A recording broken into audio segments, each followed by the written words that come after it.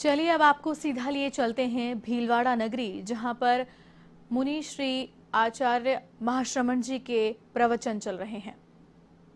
में नाश्ता नहीं मिला, प्रातराश नहीं मिला, फिर भी बहुत लेट हो गई।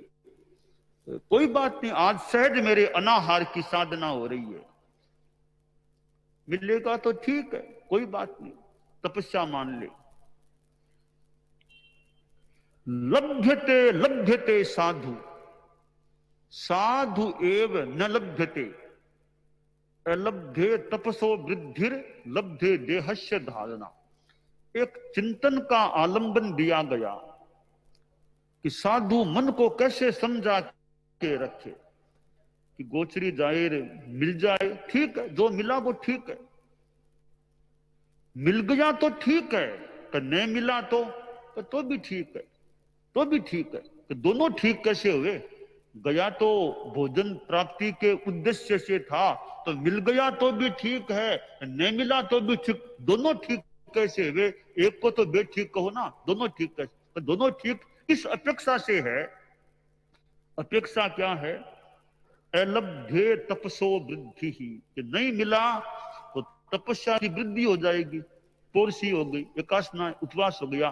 तो आहार न मिलने से साधु के तपस्या की वृद्धि होती है। कैसे? जैसे भगवान ऋषभ के हुई थी। भगवान ऋषभ ने कोई वर्षी तप पचका नहीं होगा, वर्षी तप, आहार मिला नहीं था। आहार न मिलने से उनके वो 12 महीनों से ज्यादा का साधिक 1 वर्ष का तप हो गया था। तो वो अलभ्ये तपसो वृद्धि वाली बात है। नहीं मिलने पर तपस्या की वृद्धि होती है। तपस्या की वृद्धि आत्मा के लिए लाभदायी है, तो आत्मा का लाभ हो जाएगा, हो सकेगा। मिल गया तो लब्धे देहस्य धारणा, मिल गया तो शरीर को पोषण मिल जाएगा, नहीं मिलेगा तो आत्मा को पोषण, मिल गया तो शरीर को पोषण, दोनों में किसी एक को तो पोषण मिल ही सकता है ना। इस साधु समता रखे कि मिला तो ठीक है, पुरुषार्थ कर लिया। आदमी के हाथ में पुरुषार्थ तो फिर भी हो सकता है, पर फल की प्राप्ति जरूरी नहीं है। पुरुषार्थ हमने कर लिया, भोजन चाहिए था, घूम लिए, पर कहीं उपयुक्त आहार नहीं मिला, ऐसलीय आहार नहीं मिला, तो भगवान ऋषभ ने भी पुरुषार्थ किया, भिक्षा के लिए पधारते, ऐसा नहीं कि नहीं जाऊंगा, पधारते, पर नहीं मिला तो नहीं मिला। तो नहीं मिलने पर दुखी न बने। आज सहज प्रकृतितः सहजतया तपस्या हो रही है, इसका निर्जरा का लाभ उठाएं। तो साधु ये सोचे रे कैसा गांव है, कितने चक्कर काट लिए, आहार भी नहीं मिलता, कहां चौमासा कर दिया, कहां आ गए, क्या गांव है। तो यह विषमता आ गई, यह विप्रसन्नता नहीं, वो तो असमता का भाव आ गया है, जो कि अकरणीय है। तो परिस्थिति जो भी हो, निमित्त जैसे भी हो, हाँ, अपने उपाय करने का प्रयास कर लो, मन पर असर न। उपाय कैसे कर लो? कि मान लो धूप आ रही है, धूप आ रही है तो इधर बैठ जाओ, पश्चिम की ओर से धूप है ना, तो कमरा उधर का है, वहां जाके हो तो वहां बैठ जाओ, अपना बचाव कर लो, पर धूप से उद्विग्न मत बनो। ठीक है, धूप का अपना काम है, मेरा अपना काम है, मैं अपना बचाव कर सकता हूं, धूप है तो है, क्योंकि धूप से मैं, धूप भी तो दुनिया के लिए काम की चीज है, तो मैं अपना बचाव कर लूं, अभी मुझे धूप की अपेक्षा नहीं, अपना बचाव कर लूं। बिहार करना है, धूप बहुत हो गई है, थोड़ा माथे पर बांध लो, कुछ 60 वर्ष आ गए हैं अब तो माथे पर कपड़ा बांध लो, धूप का बचाव कर लो। या ओगा है तो ओगा थोड़ा ऐसे कर लो, थोड़ा धूप से बचाव कर लो, और धूप से कोई रोष नहीं, साथे रहो अपना। और ज्यादा हो तो थोड़ा कहीं विश्राम, बैठ जाओ कहीं पेड़ के नीचे विश्राम कर लो, फिर आगे चलना। तो यो परिस्थिति और निमित्त हैं उनके साथ एडजस्टमेंट बिठाया जा सकता है, परंतु उद्विग्नता नहीं होनी चाहिए। इस साथ में संत हैं, अब वो संत बोलते बहुत हैं, तो अब वो बहुत बोलते हैं तो तुम परेशान क्यों होते? वो बोलते हैं, बोलने दो उनको, वो केवल समझाते रहो, ठीक करने का प्रयास करो, पर तुम शांति में रहो, तुम उद्विग्न मत बनो। वापिस तुम नहीं बोलोगे ना तो वो आखिर कितना बोलेगा, बोलता बोलता कभी वो शांत हो सकेगा। तुम वापिस मत बोलो गुस्से में, तो वो शांत हो सकेगा। तो निमित्तों के प्रति जागरूकता तो भले रखो, कैसे बचाव हो सके, पर उद्विग्नता नहीं होनी चाहिए। यह विशेष प्रसन्नता की स्थिति बन सकती है। अब सुख दुख है, शरीर में साता है, ठीक है, कभी कभी कोई दर्द हो गया, तकलीफ हो गई, ठीक है, उपाय करना है तो कर लो, ट्रीटमेंट कराना है तो करा लो, पर मन से उद्विग्न मत बनो। एक्सरसाइज कर लो, कुछ करनी हो तो योगा अभ्यास करो, कुछ ठीक हो सके तो वो करना, उसको कर लो। और जो एक्सरसाइज आदि से काम हो सकता हो तो ज्यादा ट्रीटमेंट में न जाना पड़े तो बढ़िया, दवाइयां खाना ज्यादा कम पड़े, फिर अपना प्राणायाम कर लो, खान पान का ध्यान रख लो, कुछ एक्सरसाइज कर लो।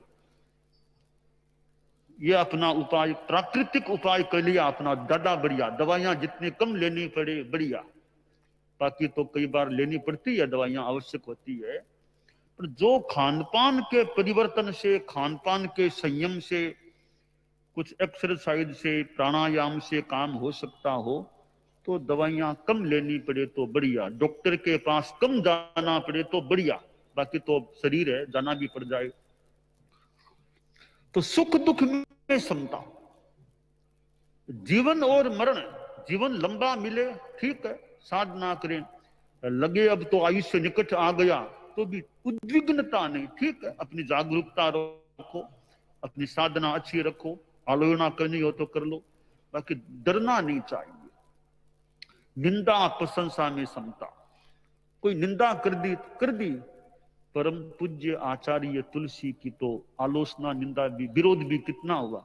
हम रायपुर भी जाकर आए हैं, रायपुर में वो कुछ स्थानों का अवलोकन भी किया, चतुर्मास कैसे हुआ, क्या हुआ, तो रायपुर में तो एक प्रतिकूलता की स्थिति भी। चूरू चतुर्मास हुआ विक्रम संवत 2029 का, वहां भी कुछ स्थिति विरोध की, और भी जगह जगह विरोध, कितने कितने विरोध हुए होंगे। जयपुर में बहुत पहले की बात है, विक्रम संवत 2006 के वो दीक्षा समारोह, ऐसे कितने विरोध हुए होंगे। संघ के भीतर से भी विरोध, बाहर से भी विरोध। अब विरोधों में भी अवरोध की स्थिति न बने, हम अपने ढंग से काम करें। तो विरोध हो रहा है, अभी आगे जाना भी मुश्किल है, तो यहां बैठ जाओ, अपना काम करो, कुछ काम में लग जाओ, समय का उपयोग करो अच्छा। न नाखुश होना, न दूसरों की फालतू निंदा करो, अपना बढ़िया काम करो। कि आलोचना निंदा करते हैं, देखो कि निंदा करते हैं, वापिस जवाब दो, कार्रवाई करो, ठीक है।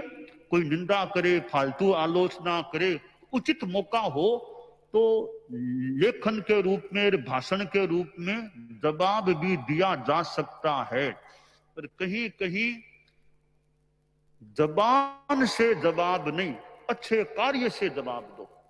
वो निंदा करने वाले कहते हैं कोई बात नहीं, उनका अपना चिंतन हो सकता है। तुम जबान से बोलोगे मैंने ऐसा नहीं किया, मैंने वो किया, अरे जरूरत नहीं ज्यादा बोलने की, बढ़िया काम करते रहो, कार्य ही जवाब हो सकता है। वाणी का जवाब भी कहीं कहीं काम का हो सकता है, मौका हो तो, वरना वाणी से जवाब नहीं, जबान से जवाब नहीं, अच्छा कार्य करो, अच्छे कार्यों से जवाब दो। तो निंदा आलोचना करने वाले सोचेंगे अरे हमने निंदा की, इन्होंने इतना बढ़िया काम किया, हम क्यों निंदा करें इसकी।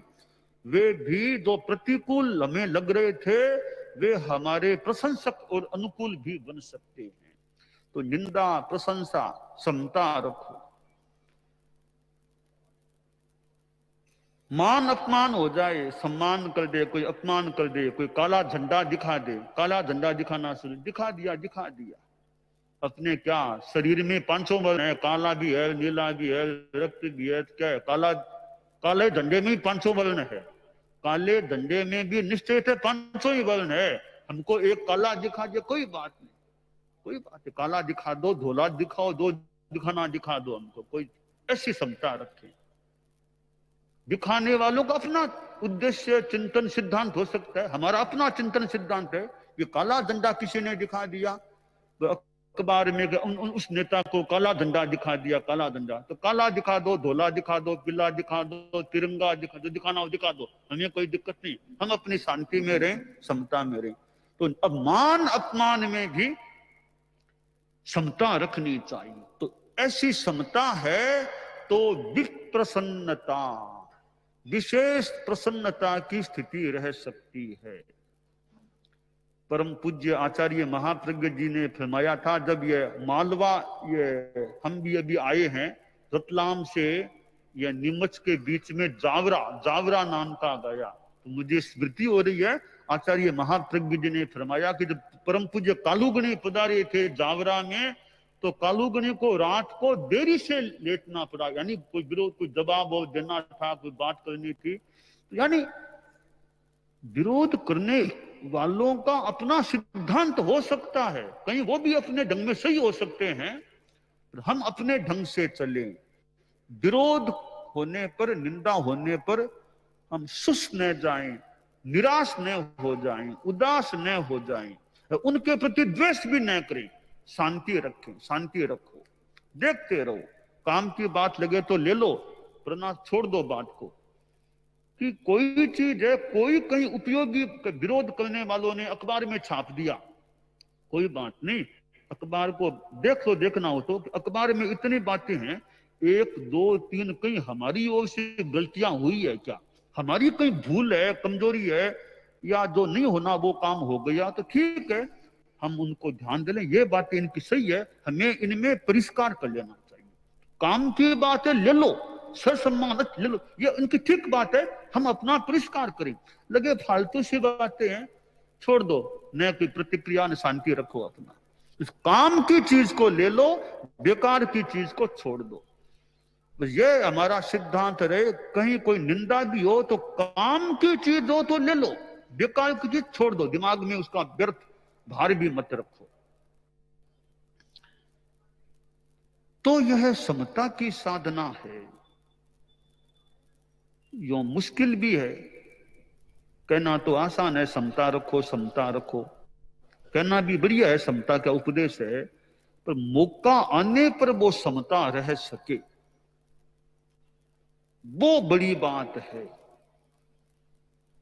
और मन को प्रशिक्षित कर दिया जाए, समझा दिया जाए, चिंतन को अच्छा रखा जाए, तो अनेक स्थितियों में आदमी शांति में रह सकता है।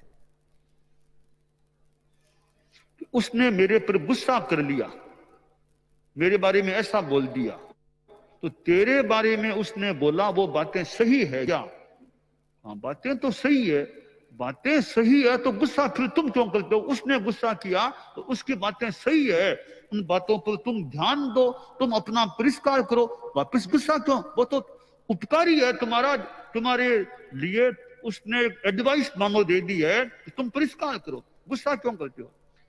नहीं, इसकी सारी बातें झूठ है, ऐसी कोई बात है ही नहीं, झूठ बोल रहा है। अरे झूठ बोला, उस पर तुम गुस्सा क्यों? दया करो, बेचारा झूठ बोलता है, गुस्सा क्यों? दया करो उस पर, तो कि फालतू आदमी है, झूठ बोलता है मेरे बारे में, तो गुस्सा नहीं, शांति रखो। सही है तो भी गुस्सा नहीं, झूठ बातें तो भी गुस्सा नहीं। यो मन को समझा के रखें तो यह समता का भाव रह सकता। परम पूज्य आचार्य भिक्षु थे, उनके सामने तो कितनी प्रतिकूल स्थितियां, स्थान संबंधी, आहार संबंधी, ऐसी वैसी बातें कितनी आई होंगी। वो ऐसे अगर निराश उदास हो जाते तो यह पंथ भी कैसे कितना आगे बढ़ पाता। निराश होके बैठ जाते कि नहीं, लोग विरोध करते हैं, कुछ नहीं करना, तो ये पंथ आगे कैसे बढ़ता। तो उन्होंने कैसे तो सहन किया होगा, और कैसे मानो कुछ कंटकाकीर्ण स्थिति में अपना पथ का निर्माण किया होगा, पथ बनाया होगा या बना होगा। तो हम अपने पुरखों से भी, पुरखों के जीवन से भी शिक्षा प्रेरणा लेने का प्रयास कर सकते हैं। और साधु तो संत वह होता है जो शांत होता है, संत वह होता है जो शांत होता है। आवेश गुस्सा करता रहता है, उसकी संतता में या तो कमी है या संतता है ही नहीं उसमें। तो शांत रहे, एक सीधी सी परिभाषा, व्यावहारिक परिभाषा है कि संत वह होता है जो शांत रहता है, शांत होता है, प्रसन्नता है चेहरे पर, कोई कुछ भी कर दो शांति में है। ना समझ नहीं होना, समझ लो बात को, पर शांति रखो, आवेश गुस्से में मत जाओ।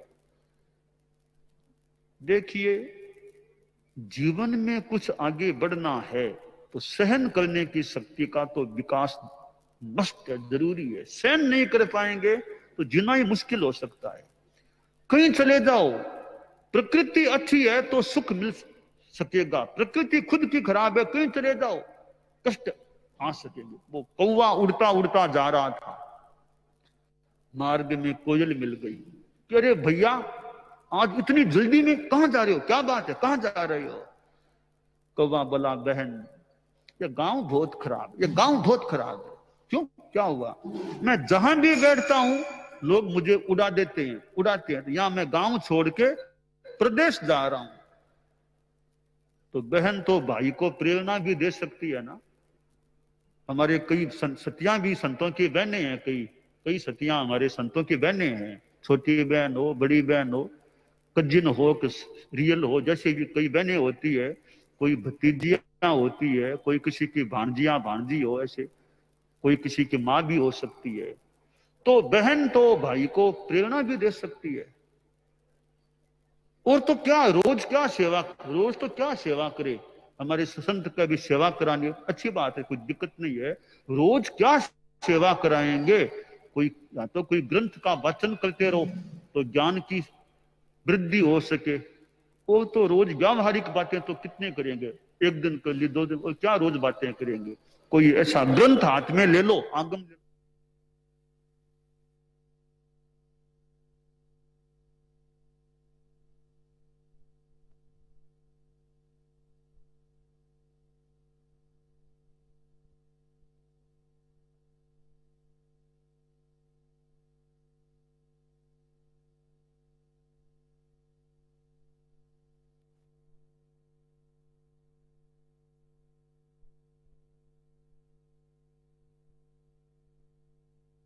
व्यावहारिक सीमा तक ही न रह जाए, वो लोकोत्तर यानी एक ज्ञान दर्शन चारित्र के विकास वाली बन जाए, तो वो सेवा कराना ज्यादा सार्थक हो सकता है।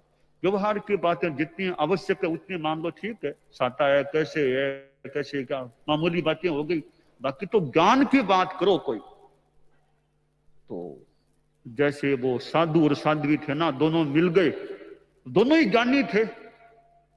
तो ज्ञानी थे तो वो साधु ने अपना एक कदम पांव ऊंचा किया, तो साधु के साथ भी लोग थे, साध्वी जी के साथ भी लोग थे। तो साध्वी जी वाले लोगों ने सोचा, रे बाबा जी तो बहुत तेज है, पांव ऊंचा कर क्या इशारा कर रहे हैं कि मुझे क्या समझते हो, मैं तो साध्वी जी को पांव से कुचल दूंगा, मुझे मेरे में क्या कमी, इतनी शक्ति है, बाबा जी बहुत तेज है। तो वे लोग गुस्से में आ गए साध्वी जी वाले। तो साध्वी जी कौन सी कम थी, उसने मुंह बाका फाड़ा, संत की ओर बाका फाड़ा ना। वो बाबा जी वाले लोग कह रहे साध्वी जी बहुत अव्यवहारिक है, क्या अभद्रता करती है, क्या करना चाहती है कि मुझे क्या समझते हो, मैं बाबा जी को कच्चे को चबा जाऊंगी, मुझे क्या समझते हो। दोनों और भक्तों में झगड़ा सा, वाक विवाद शुरू हो गया। तब तो बाबा ने सोचा ये दोनों और ज्यादा मारपीट पर आ जाएंगे, तो कह रहे शांत रहो, क्या करते हो, कि नहीं उन्होंने ऐसा किया। अरे कुछ नहीं किया, हमने ज्ञान की चर्चा की। जानते नहीं, ये साध्वी जी मेरी सगी बहन है, हमने साथ में दीक्षा ली, बाद में ये उधर गई मैं इधर गई, आज मिलना हुआ है। चर्चा की, क्या चर्चा की, हम तो बहन भाई हैं। साध्वी जी मेरी बड़ी बहन है ये तो आपने क्या चर्चा की? चर्चा मैंने कहा भाई जी धन्य हो गए, साधुपना ले लिया, क्योंकि मैंने एक कदम तो उठा लिया, दूसरा कदम उठेगा या नहीं क्या पता है। धन्य हो गए, नश्वर जीवन है, साधु बन गए। तो मेरी बहन महाराज साध्वी जी ने मेरी बात का समर्थन किया कि भाई महाराज बिल्कुल ठीक है, नश्वर जीवन है। एक मुंह खोल के कहा, एक श्वास तो ले लिया, अब दूसरा श्वास आएगा या नहीं क्या पता। धन्य हो गए, हम तो गुरुदेव की शरण में आ गए, धर्म संघ में आ गए, धर्म की दुनिया में आ गए, कल्याण के पथ पर आ गए। हमने तो ज्ञान की चर्चा की थी। तो ज्ञानी स्यों ज्ञानी मिले, करे ज्ञान की बात। अगला न बोले ज्ञानी स्यों ज्ञानी मिले, करे ज्ञान की। तो हमारे साधु साधियां जो इतना बड़ा समुदाय, कोई नातिले भी कई आपस में हैं, तो नातिलियां तो ज्ञानी स्यों ज्ञानी मिले, ज्ञान की बात करें, चर्चा करें, आगम की, तत्व ज्ञान की, अध्यात्म की, उसमें ज्यादा वो समय लगेगा सेवा के दौरान। तो एक ज्ञान की वृद्धि, स्वाध्याय हो सकेगा, निर्जरा का ज्यादा लाभ मिल सकेगा। तो यह समता ऐसा साधन है, आत्मा को विशेष प्रसन्न बनाने का उपाय है। दानान सिद्धम अभय पयाणम सच्चे सुया अनवज्जम वयंती तवे सुया उत्तम बंभचेरम लोगुत्तमे समणेणाय पुत्ते। एक बार पूज्य प्रवर मंगल पाठ कृपा करा दे। थोड़ा सा सिद्धा मंगलम साहु मंगलम केवली पन्नतो धम्मो मंगलम अरहंता लोगुत्तमा सिद्धा लोगुत्तमा साहु लोगुत्तमा केवली पन्नतो धम्मो लोगुत्तमो अरहंते शरणं भवज्जामि सिद्धे शरणं भवज्जामि साहु शरणं भवज्जामि केवली पन्नतो। परम पूज्य गुरुदेव की अमृत देशना हमने सुनी और हम अपने जीवन में सहिष्णुता का विकास करें, ज्ञान को बढ़ाएं, ज्ञान की चर्चा करें। मुनि प्रवर जो गुरु चरणों में पहुंचे हैं, वे अपनी भावनाओं की प्रस्तुति भी करना चाहते हैं। कल भी बारिश के कारण संत कई नहीं पधार सके यहाँ पर मंगल प्रवचन के समय। आज सहज ही योग था, तो पूज्य प्रवर की सन्निधि में प्रवचन का लाभ भी लिया और अब अपनी भावनाओं को प्रस्तुत करने के लिए मुनि श्री जतनमल जी स्वामी के सहवर्ती मुनि आनंद कुमार जी अपने विचारों के साथ।